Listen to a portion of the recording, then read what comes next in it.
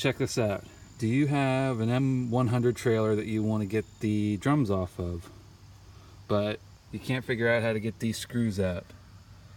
Well, I saw a video where the dude was pulling the hubs off and doing this and that. Well, I don't want to mess with the hubs. Here's a little life hack that we use around the house here. You take your torch. Okay, if you don't have a torch, you really need to get one. Just look on Craigslist. You can get them for cheap. Okay, so heat this sucker up red hot. Actually, I did it with all these lugs too. So none of these screws have been off of here since 1952. This is a 1952 M100 that I found, all original, unrestored, ready for a new home, and it found a new home. Anyways, I want to get these drums off here and check the brakes out. So what we do around here is we'll heat the nuts up red hot, like for lugs, wheel lugs. Heat them up red hot. As they're cooling, give them a little bit of oil. You need to... First one I did, can't really see, it's one of those little 1 pound propane jobbers. I thought I was going to get away with using that. Wrong. You'll see on the other side when we go over there. So check this out. This is the reason I'm taking this video, to show you guys how unbelievable this works. Alright, so these are off already. You can see there's no damage here. These are loose. Like I say, these haven't been loose since 1952. Come around the other side. Now, this is no camera trickery. I already did the other side, so I know how this is going to go.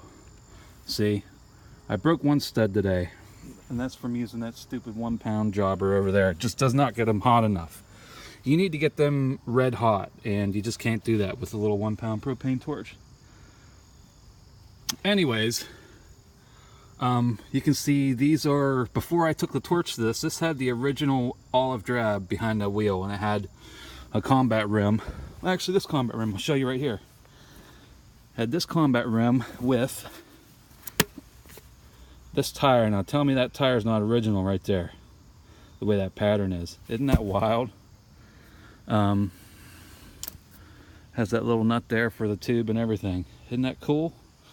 Now the other one had been changed out, but this side has not, I'm assuming, hasn't been disturbed since 1950, since it was manufactured, 1951, whenever. The data plate says 52. So anyways, enough bullshitting. Here we go. You're not going to believe this. No camera trickery. I didn't prep this. I did the other side. I got my phone out, and I was like, I gotta record this. You know how hard this is well, I know how hard this is normally. Anybody interested in this video is gonna know how hard this is normally too. Look, they're coming out like they're brand new. Now I tried to get these out before I took the torch to them. They weren't coming out. But you can see I did, yeah, see I started to mark that up a little bit there where I was going at it. But look, those screws are brand new, brand freaking new, man. Anyways, so let's get this off of here. I wonder if that drum's gonna come off there, if I'm gonna have to fight it. We'll see. There we are.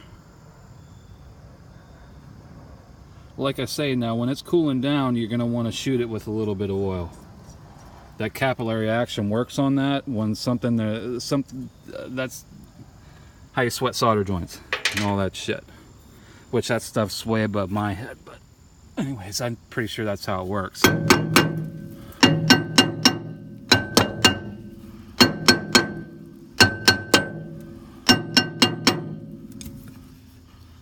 Well, I'm probably going to need 2 hands to get this loose.